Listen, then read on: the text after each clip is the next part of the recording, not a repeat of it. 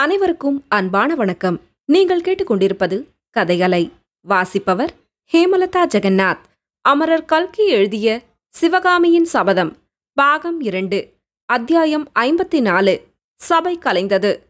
சபா மண்டபத்தில் ஏற்பட்ட கிளர்ச்சி ஒருவாறு அடங்கி சற்று அமைதி ஏற்பட்டதும் மகேந்திர பல்லவர் மேலும் தொடர்ந்து கூறலானார். சபையோர்களே, நீங்கள் சொல்கிறபடி பல்லவ சாம்ராஜ்யம் என் ஒருவனையே நம்பியிருப்பதாக நான் ஒத்துக்கொள்ளவில்லை. இதோ என் வீரமகன் மாமல்லன் பல்லவர் குல பெருமையை நிலைநாட்டுவதற்கு இருக்கிறான். ஆனாலும் வாதாபி மன்னனை நான் அவனுடைய படை வீட்டில் சந்தித்தது வெறும் சாகசத்துக்காக அல்ல. புலிகேசியை நான் நேரில் பார்ப்பதற்கு ஒரு முக்கிய காரணம் இருந்தது. சற்று முன்னால் உங்களையெல்லாம் பெரும் கலக்கத்துக்கு ஆளாக்கிய நாகநந்தி அடிகள் 9 மாதத்துக்கு முன்னால் நமது கோட்டை தளபதியிடம் ஒரு ஓலை கொடுத்து புலிகேசிக்கு அனுப்பியிருந்தார். ஆயனரிடம் சிற்பக்கலை கற்க வந்திருந்த இந்த வீர வாலிபர் அந்த ஓலையில் உள்ள செய்தி இன்னது என்று அறியாமல் எடுத்துக்கொண்டு போனார். வழியில் இவரிடமிருந்து அந்த ஓலையை நான் வாங்கிக் கொண்டு புலிகேசியின் கூடாரத்துக்குச் சென்றேன். ஆனால் நான் புலிகேசியிடம் கொடுத்தது நாகநந்தியின் ஓலை அல்ல. நான் மாற்றி எழுதிய ஓலையை கொடுத்தேன். அதன் பயனாகவும் நமது வீரசேனாதிபதி கலிப்பகையாரின் போர் திறமை காரணமாகவும் தான் வாதாபி சைன்யத்தை வடபெண்ணை கரையில் 8 மாதத்துக்கு மேல் நிறுத்தி வைக்க முடிந்தது. பிரபு, நாகநந்தியின் ஓலையில் என்ன எழுதியிருந்ததோ என்று முதன் மந்திரி சாரங்கதேவர் கேட்டார்.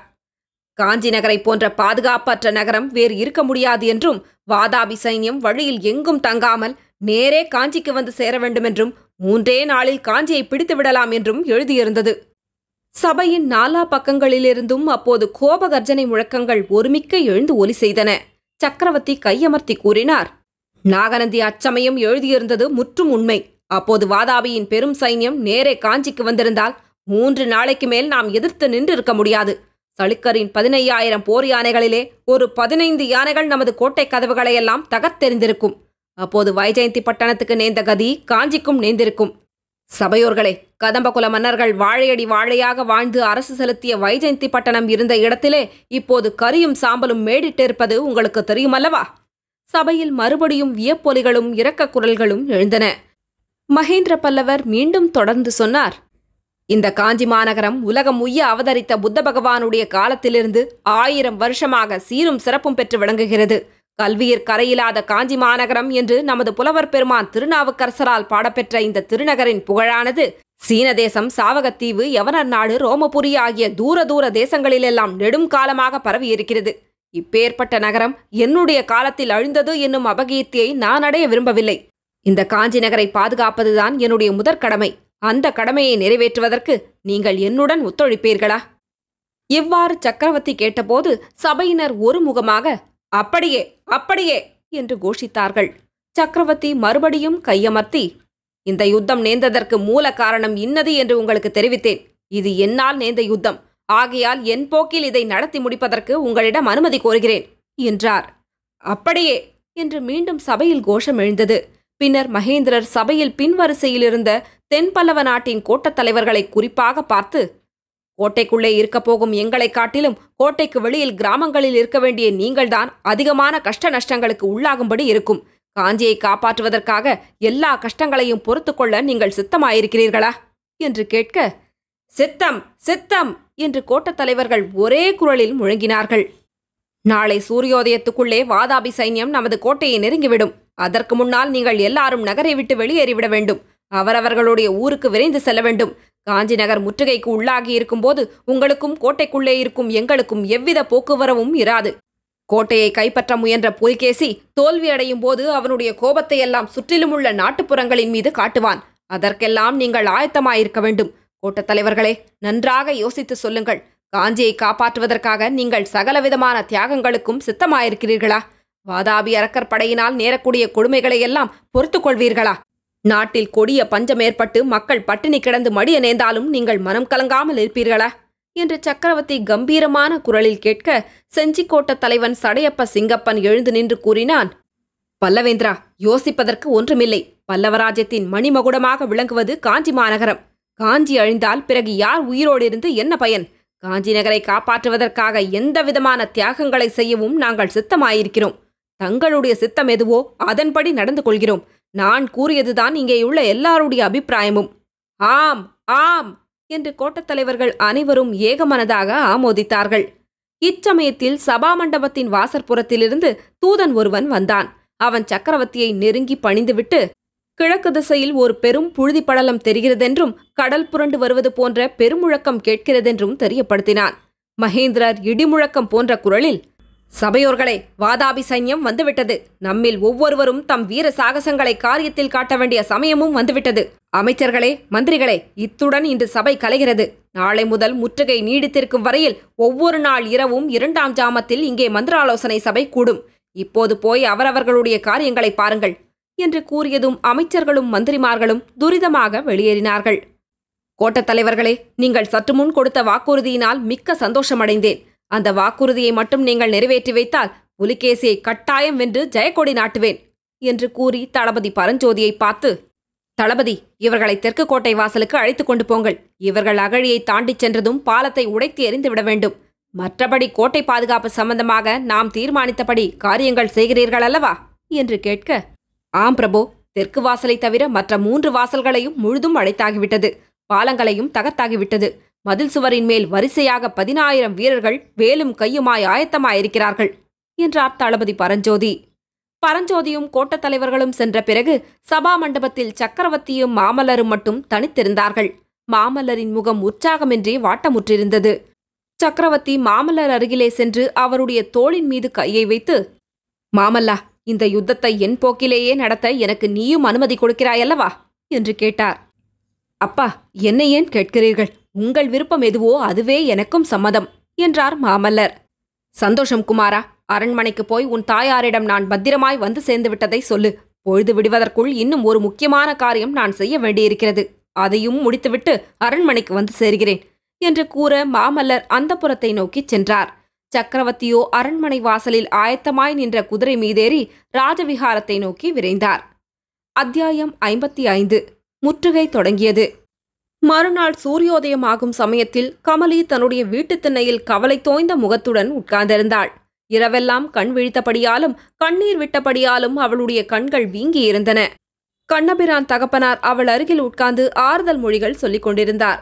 முதல் நாள் சாயங்காலம் குமார சக்கரவர்த்தி திரும்பி வந்த செய்தி கிடைத்தவுடனேயே கண்ணபிரானும் அவருடனே திரும்பி வந்திருப்பான் என்று கமலி எதிர்பார்த்தாள்.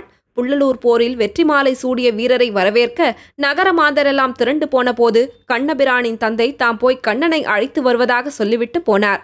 இரவு வெகுநேரம் கழித்து அவர் திரும்பி வந்து மாமல்லருடன் கண்ணன் வரவில்லை எனும் செய்தியை தெரிவித்தார். காஞ்சி நகரில் யாருமே அன்றிரவு தூங்கவில்லையாதலால் 3ஆம் ஜாமத்தில் சக்கரவர்த்தியும் திரும்பி வந்துவிட்ட விவரம் கிடைத்தது. 4ஆம் ஜாமத்தில் வாதாபி படைகள் கோட்டைக்கு சமீபத்தில் வந்துவிட்ட செய்தியும் கோட்டை வாசல்கள் அடைக்கப்பட்டு பாலங்கள் தகர்க்கப்படும் செய்தியும் கிடைத்தன. ஆகவே இனிமேல் கண்ணபிரான் கோட்டைக்குள்ளே வந்து சேருவதற்கே இடமில்லை என்று ஏற்பட்டது. அதனாலேதான் கமலி துயரக்கடலில் ஆழ்ந்திருக்க கண்ணனுடைய தந்தை அவளுக்கு ஆறுதல் சொல்லிக் கொண்டிருந்தார். அந்த சமயத்தில் திடீரென்று சாக்ஷாத் கண்ணனே வீட்டு வாசலில் வந்து நின்றால் அவர்களுக்கு எப்படி இருக்கும்? கமலி சட்டென்று எழுந்து, கண்ணா என்று அலறிக்கொண்டு ஓடிப்போய் அவனை தழுவிக்கொள்ள எண்ணியவள் கண்ணனுக்கு பின்னால் சக்கரவர்த்தி பெருமான் குதிரையில் வருவது கண்டு நாணமும் திகைப்பும் அடைந்து நின்றாள். கமலி, கண்ணனை கொண்டு வந்து சேர்த்துவிட்டேன். இனிமேல் அவனை ஜாக்கிரதையாய் பார்த்துக் கொள்வது உன்னுடைய பொறுப்பு என்று சக்கரவர்த்தி புன்னகையுடன் கூறினார். பிறகு, உன்னுடைய சௌக்கியத்தை பற்றி சிவகாமி ரொம்ப விசாரித்தாளம்மா. உனக்கு ஆண் குழந்தை பிறந்தால் உடனே சொல்லி அனுப்பும்படி கூறினாள் என்று சொல்லிக்கொண்டே சக்கரவர்த்தி குதிரையை செலுத்திக் கொண்டு போனார். சக்கரவர்த்தியின் பேச்சினால் வெட்கமடைந்த கமலி கண்ணபிரானை கடைக்கண்ணால் பார்த்து கொண்டே வீட்டிற்குள் சென்றார். கண்ணபிரான் தந்தைக்கு முகமன் கூறிவிட்டு கமலியை தொடர்ந்து உள்ளே சென்றான். இதென்ன கமலி, நான் வந்ததில் உனக்கு சந்தோஷம் இல்லையா? என்னை திரும்பி கூட பாராமல் உள்ளே வந்து விட்டாயே. ஒருவேளை கண் தெரியவில்லையா என்று கண்ணபிரான் கேட்க கமலி, ஆமாம், கண் தெரியவில்லைதான். இரவெல்லாம் அழுது வீங்கி போய்விட்டது என்றாள். ஐயோ, ஏன் அழுதாய் என்று சொல்லிக்கொண்டு கண்ணபிரான் அவள் அருகே நெருங்க கமலி அவனுடைய கையை உதறி, இந்த அருமையெல்லாம் நேற்று எங்கே போய்விட்டது? நேற்று இரவே ஏன் வரவில்லை என்று கேட்டாள். நேற்று இரவே ஏன் வரவில்லையா? எனக்கும் உனக்கும் மத்தியில் ஒரு பெரிய அகழியும் முதலைகளும் ஒரு பெரிய மதிசுவரும் இருந்தபடியால்தான் என்றான் கண்ணன். அப்படியா? நீ இரவெல்லாம் கோட்டைக்கு வெளியிலா இருந்தாய்? அகழி பாலங்களையெல்லாம் இரவுக்கிரவே உடைத்து விட்டார்களாமே. நீ எப்படி உள்ளே வந்தாய்? நீ புறப்பட்டது முதல் நடந்ததையெல்லாம் விவரமாகச் சொல் என்று கமலி பரபரப்புடன் கேட்டாள். கமலி, நான் என்னத்தை என்று சொல்ல? நான் பிறந்த கதையை சொல்லவா, வளர்ந்த கதையை சொல்லவா, புள்ளலூர் போர்க்களத்துக்கு போன கதையை சொல்லவா, வெள்ளத்தில் அகப்பட்டு கொண்டு திண்டாடியதை சொல்லவா, மாமல்லர் ஏற வேண்டிய ரதத்தில் புத்த பிக்ஷுவை ஏற்றிக் கொண்டு வந்ததை சொல்லவா? கோட்டைக்கு வெளியே ராத்திரி எல்லாம் அலைந்து தெரிந்ததை சொல்லவா என்றான் கண்ணன். பிறகு தான் காஞ்சியிலிருந்து கிளம்பியது முதல் நடந்த அதிசயமான சம்பவங்களையெல்லாம் விவரமாக கூறினான். வராக நதிக்கரையில் புத்த பிக்ஷுவை ரதத்தில் ஏற்றிக்கொண்டு புறப்பட்ட பிறகு நடந்த சம்பவங்களைப் பற்றி கண்ணபிரான் கூறிய வரலாறு பின்வருமாறு. குதிரைகளை கண்ணபிரான் எவ்வளவு வேகமாக துரத்திய போதிலும் புத்த பிக்ஷுவுக்கு போதவில்லை. மேலும் மேலும் அவசரப்படுத்தினார். வழியில் 2 இடத்தில் குதிரைகளை மாற்றிக்கொண்டு அஸ்தமித்து 1 நாழிகைக்கு பிறகு காஞ்சி கோட்டையின் தெற்கு வாசலை அடைந்தார்கள். பிறகு புத்த பிக்ஷு சொன்னபடி அகழி ஓரமான சாலையின் வழியாக கண்ணபிரான் ரதத்தை செலுத்திக் கொண்டு போனான். கொஞ்ச தூரம் போனதும் பிக்ஷு ரதத்திலிருந்து இறங்கி காட்டுக்குள் நுழைந்து போனார்.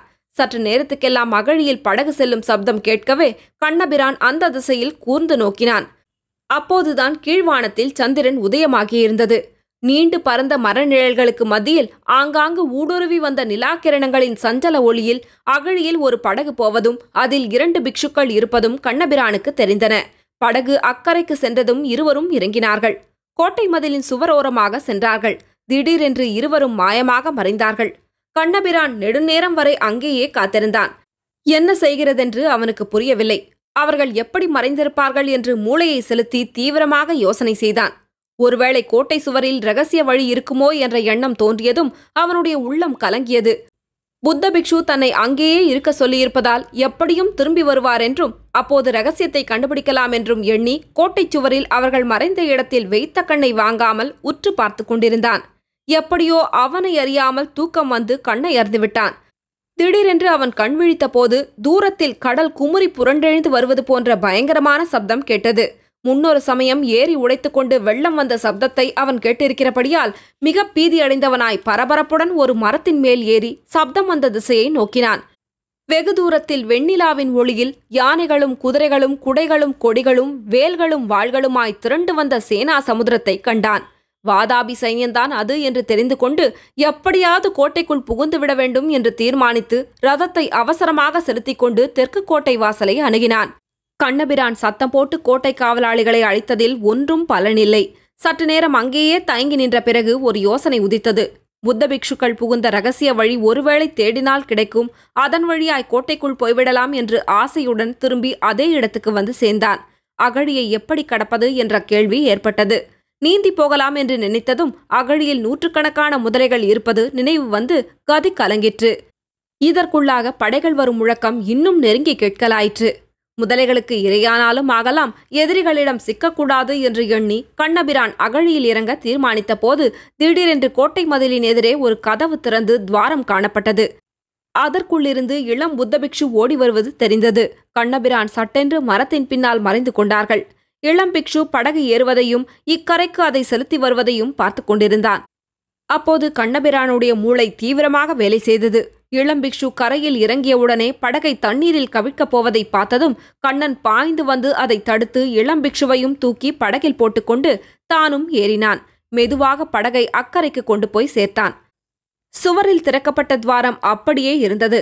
இளம் பிக்ஷுவை அந்த துவாரத்திற்குள் தள்ளிவிட்டு தானும் உள்ளே புகுந்தான். அகழிக்கு அப்பால் அவன் நிறுத்திவிட்டு வந்த ரதத்தின் ஞாபகம் வந்தது. அந்த நினைவினால் அவன் திரும்பி வெளியே வர பார்த்தபோது மிகவும் உறுதி வாய்ந்த வஜ்ரக்கையொன்று தன்னை பிடித்து உள்ளே தள்ளுவதை உணர்ந்தான். அந்த கை மகேந்திர பல்லவருடைய வைரம் பாய்ந்த கைதான் என்பதை உணர்ந்ததும் கண்ணனுடைய ஆச்சரியம் அளவு கடந்ததாயிற்று. அப்போது சக்கரவர்த்தி, கண்ணா, இந்த கள்ளபிக்ஷு பல்லவராஜ்யத்தில் இருந்த வாதாபியின் கடைசி ஒற்றன். இவன் தப்பிப்போகாதபடி தடுத்ததால் பல்லவ சாம்ராஜ்யத்துக்கு ஒரு மகத்தான சேவை செய்திருக்கிறாய். வா போகலாம், கமலி உனக்காக கவலையுடன் காத்திருக்கிறாள் என்று சொல்லிக்கொண்டே அந்த ரகசிய வாசலுக்குள்ளே தாமும் நுழைந்து ரகசிய கதவை உள்ளிருந்தபடியே சாத்தினார். அவர்கள் புகுந்த இடம் காஞ்சி மாநகரின் பிரசித்தமான ராஜவிகாரம் என்று விரைவில் கண்ணனுக்கு தெரிந்தது. மேற்கண்ட வரலாற்றையெல்லாம் கூறிவிட்டு கண்ணபிரான், கமலி, ஏதோ உன்னுடைய மாங்கல்ய பலத்தினாலேதான் நேற்றிரவு நான் பகைவர்களிடம் சிக்காமலும் முதலைகளுக்கு இரையாகாமலும் பிழைத்து வந்தேன். நான் பிழைத்து வந்தது உண்மைதானா என்று இன்னமும் எனக்கு சந்தேகமாய்த்தான் இருக்கிறது. உன்னுடைய 2 தளிர் போன்ற கைகளினாலும் என்னை கட்டிக்கொண்டு பார்த்து நான் உண்மையில் உயிரோடுதான் இருக்கிறேனா என்று சொல்லு என்றான். முடியாது கண்ணா, முடியாது. உன்னை நான் கட்டிக்கொண்டால் சின்ன கண்ணனுக்கு தொந்தரவாயிருக்கும் என்று கூறிவிட்டு பொருள் பொதிந்த புன்னகை புரிந்தாள் கமலி. தொடரும். கதைகளை உங்களுக்கு பிடிச்சிருந்ததுன்னா உங்க நண்பர்களோடும் உறவினர்களோடும் பகிர்ந்துக்கோங்க. நன்றி.